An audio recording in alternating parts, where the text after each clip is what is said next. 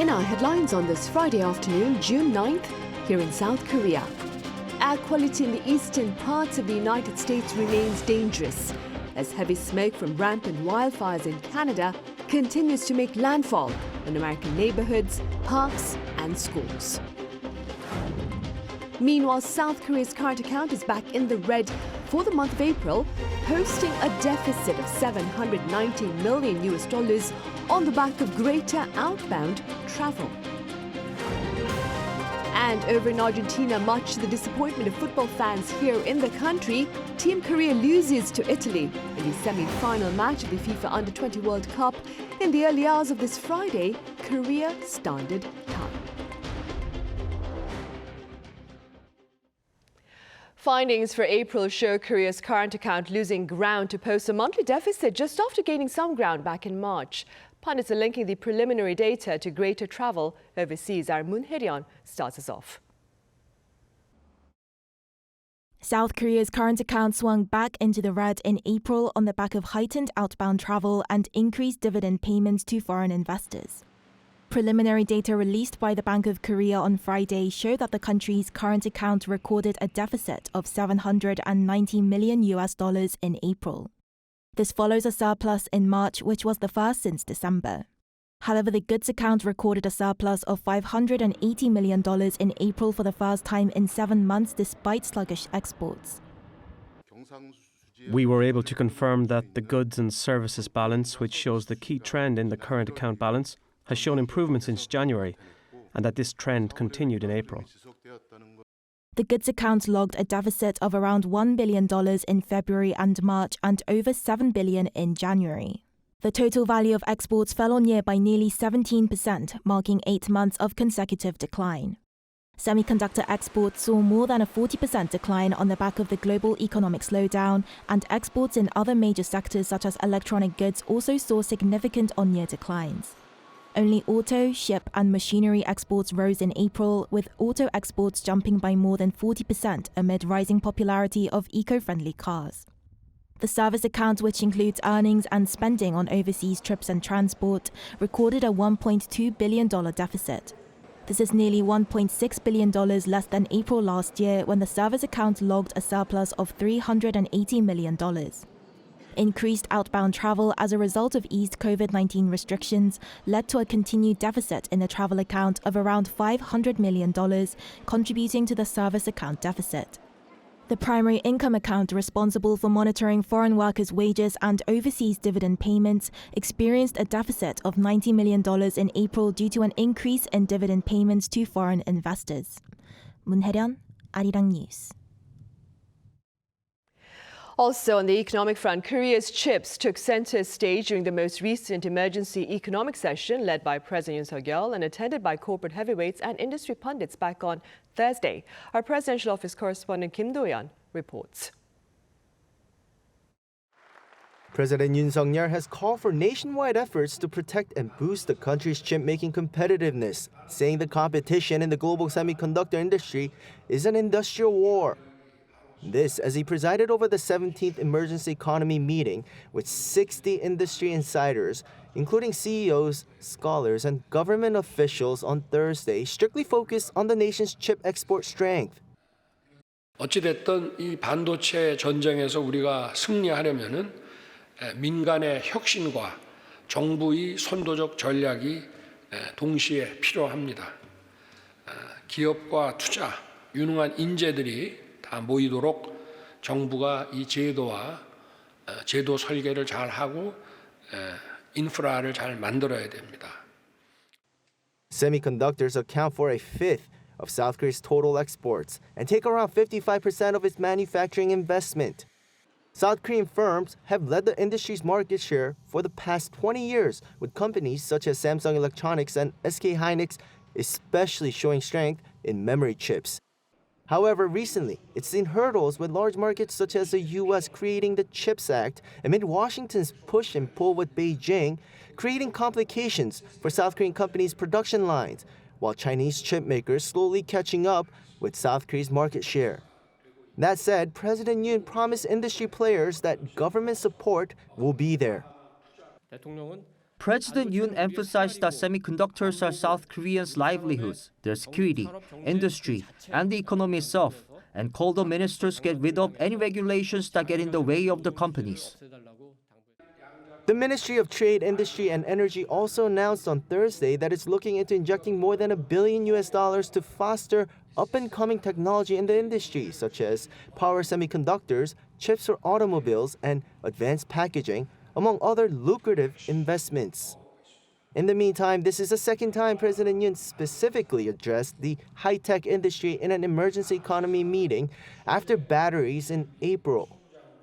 President Yoon, in efforts to re-emphasize, while at the same time motivate the participants, said when he goes abroad for multilateral summits, leaders are looking for one-on-one opportunities with him, all because of the country's technological competitiveness. And that's all thanks to the industry leaders. Kim Do-yeon, Arirang News. Meanwhile, in the province of Gangwon-do earlier on this Friday, President Yoon Suk-yeol pledged to foster the province into a high-tech powerhouse and a tourist hotspot. The remarks were shared at a ceremony marking the launch of Gangwon-do's self-governing status, which goes into effect this coming Sunday.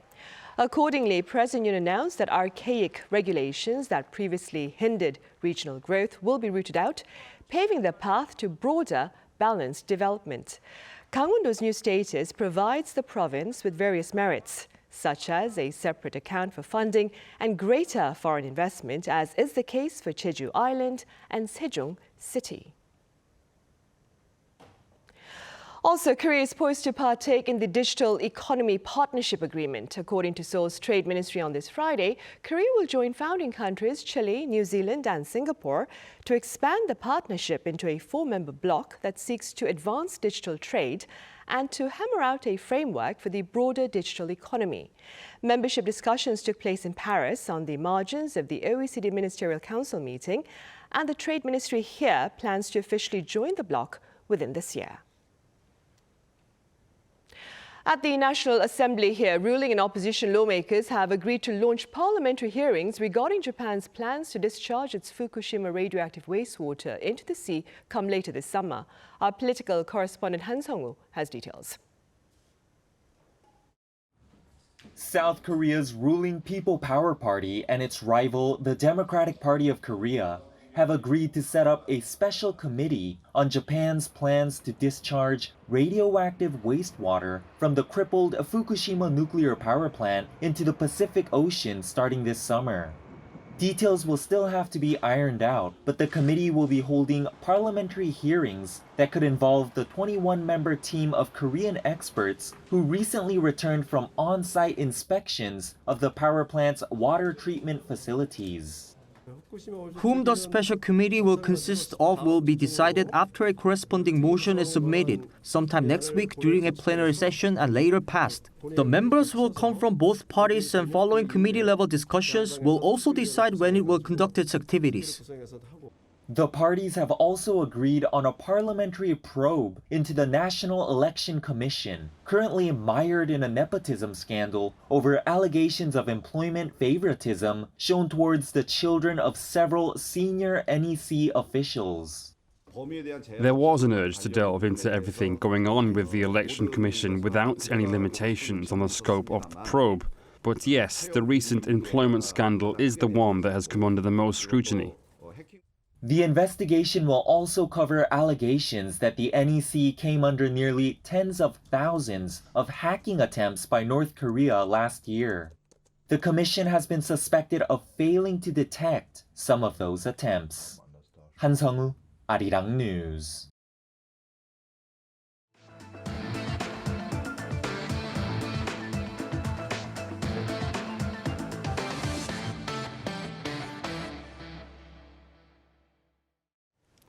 In North America, suffocating smoke from over 400 active wildfires raging across Canada continues to hover above American skies, triggering public warnings against outdoor activity given the harmful air quality there. Our Lee Seung-jae has the latest. For the second straight day, parts of eastern United States have been covered in fine dust and smoke caused by massive wildfires in Canada. The air quality in the country's capital reached dangerous levels, with millions refraining from outdoor activities while stocking up on essential items such as masks. According to the Washington Post on Thursday, Washington, D.C. issued a purple warning, the second worst on the air quality index. A purple warning means conditions are very harmful to the health of all people, regardless of age or if they are suffering from a respiratory illness.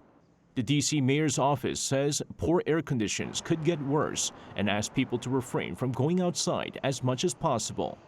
It also asks people to wear N95 or KN95 grade masks if they needed to go outdoors. Meanwhile, U.S. President Joe Biden on Thursday said in a statement that the devastating wildfires burning in Canada are another stark reminder of the impacts of climate change. He added that millions of Americans are now experiencing the effects of smoke resulting from the devastating wildfires. Biden also said that he held phone talks with Canadian Prime Minister Justin Trudeau, noting that the U.S. agreed to provide additional support necessary to accelerate firefighting efforts, including in Quebec, where fires in the area are having a direct impact on the U.S. He went on to say that the Environmental Protection Agency is monitoring air quality and providing important updates, adding that he instructed Transportation Secretary Pete Buttigieg to preemptively manage any impact on air traffic due to deteriorating air quality. Lee Seung-jae, Arirang News.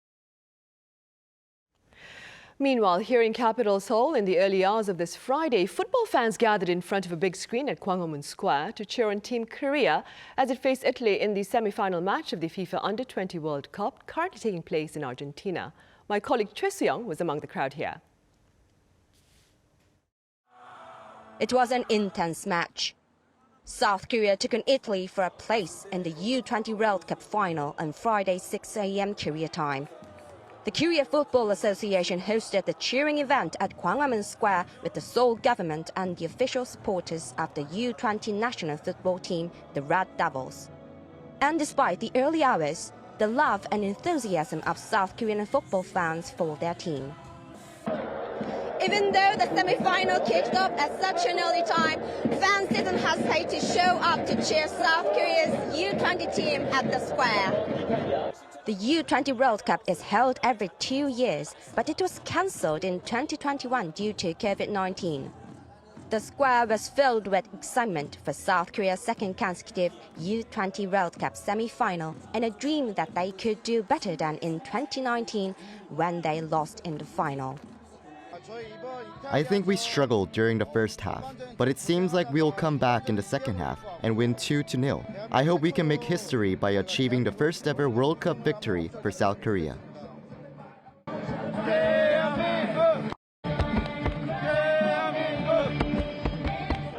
I'm really excited to be here in Seoul. I think the energy in the crowd is really great, and this seems like a really fun way to celebrate soccer, the U20 World Cup.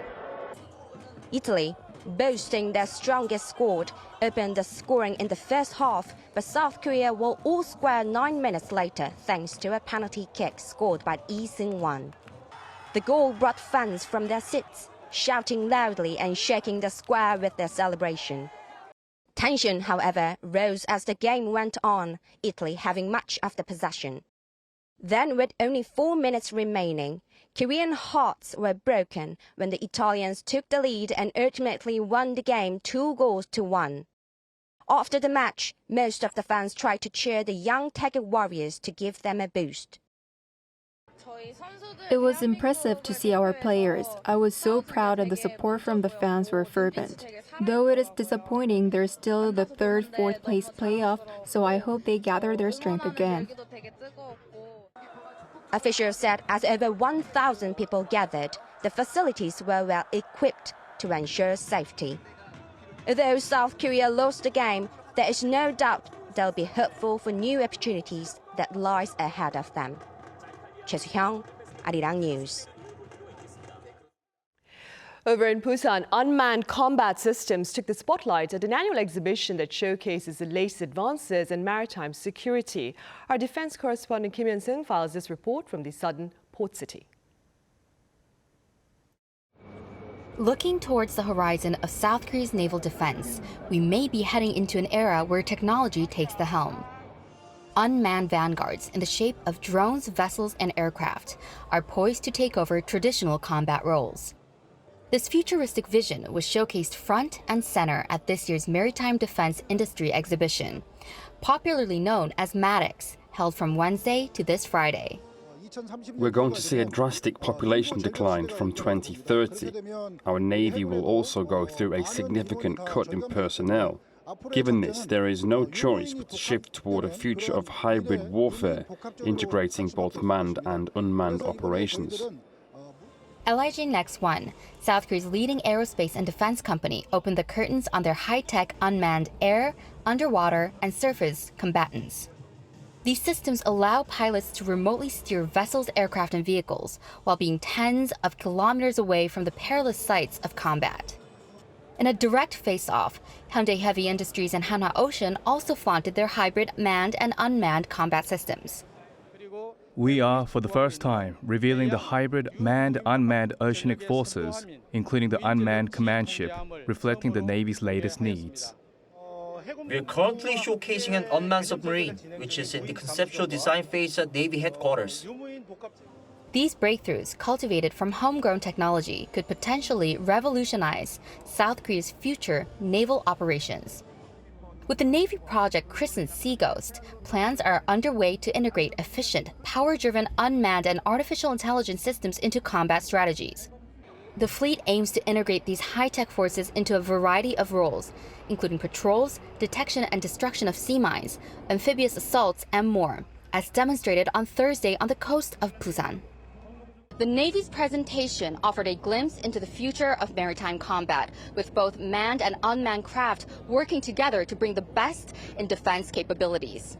Reporting from the deck of a South Korean naval ship, this is Kim Hyun-sung, Arirang News, Busan.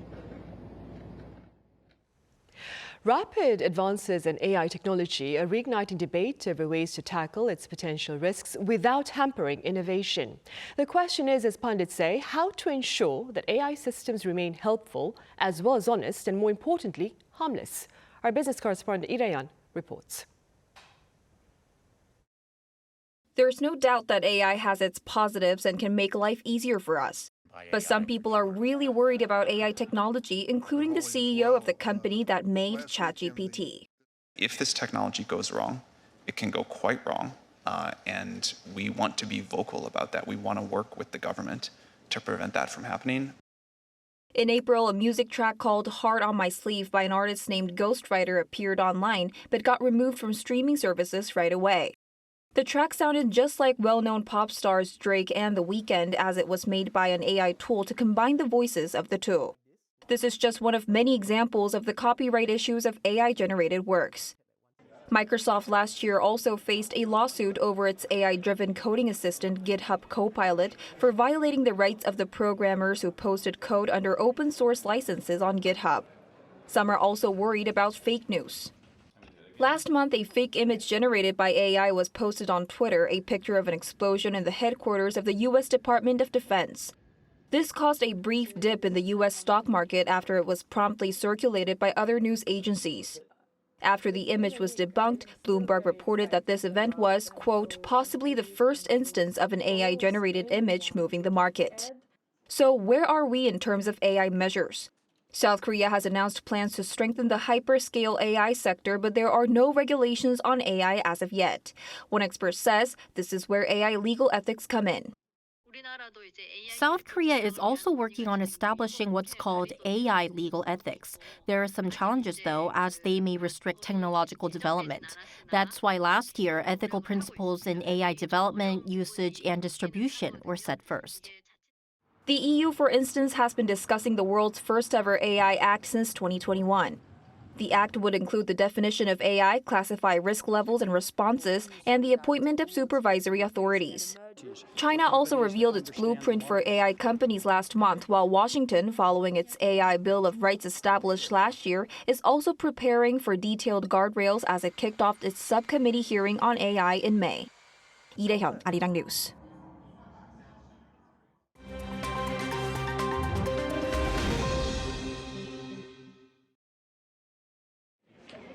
Let's take a look at what's going on in the world now. In France, 4 young children under the age of 3 were wounded on Thursday in a stabbing attack in the Alpine town of Annecy. Among the children were one British and one Dutch national. 2 adults were also wounded. Health officials say that some of the victims required surgery, but that all the children are in a stable condition. A 31-year-old Syrian asylum seeker, suspected of carrying out the attack, was arrested on site after being overpowered by police. The suspect had refugee status in Sweden. He came to France to seek asylum but was unsuccessful. Authorities say he has no criminal background and that a terrorist motive is unlikely. In Sudan, nearly 300 children have been rescued from ongoing crossfire between warring military factions. 200 of the children were below the age of 2. Humanitarian groups said on Thursday that the children and 70 caregivers were evacuated to the city of Wad Madani from the Maygoma orphanage in the capital of Khartoum. They were trapped by fighting between troops from the Sudanese military and the paramilitary Rapid Support Forces since mid-April. Since the start of the conflict, over 70 children have died at the state-run orphanage from hunger and illness. The rescue comes after another 97 children were evacuated from Maygoma and other smaller orphanages over the weekend by local activists. The planet could see hotter weather this and next year as the El Niño weather system has begun. The National Oceanic and Atmospheric Administration said on Thursday that the weather phenomenon arrived 1 or 2 months earlier than usual. It's likely to bring drought to Australia, increased rain in the southern United States, and lead to a weakened monsoon season in India. El Niño could continue until next spring, after which its effects are expected to lessen. The group added that there's a 56% chance it will reach strong levels and a 25% chance it will be supersized. Scientists say the weather system may lead to new record-high temperatures in 2024. And finally, the largest ruby ever to go on auction has been sold for a record-breaking $34.8 million. The 55.2 carat ruby went under the hammer on Thursday at the Magnificent Jewels auction held by Sotheby's in New York. Called Estrella de Fura, the stone has been described as the most valuable and important ruby ever to come to market. It was discovered in Mozambique in July last year. The sale beat the previous all-time high set in 2015 when a 25.6 carat stone called the Sunrise Ruby sold for $30.3 million. Matthew Ashley, Arirang News.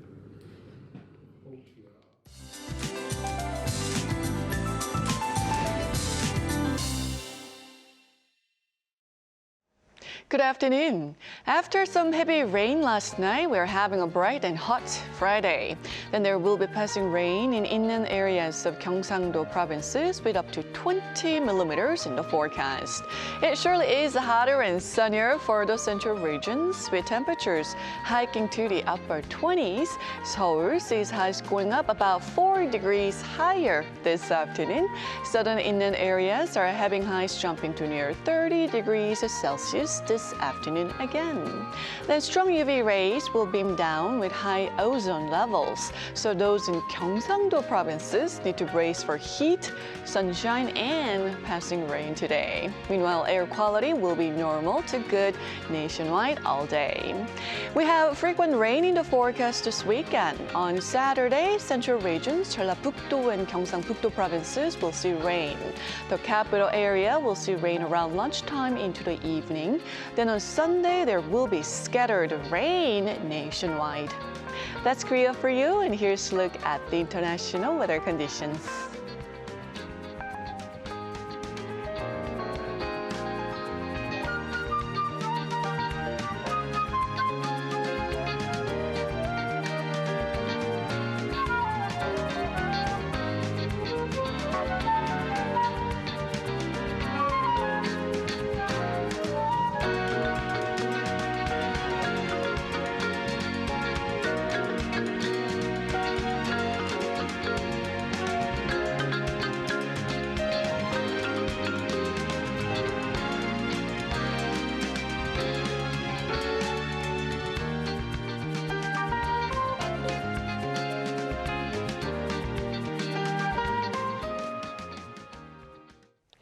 On that note, we end our Friday afternoon newscast, but we have our panel session coming your way in a few minutes, so do stay with us. Thank you for now.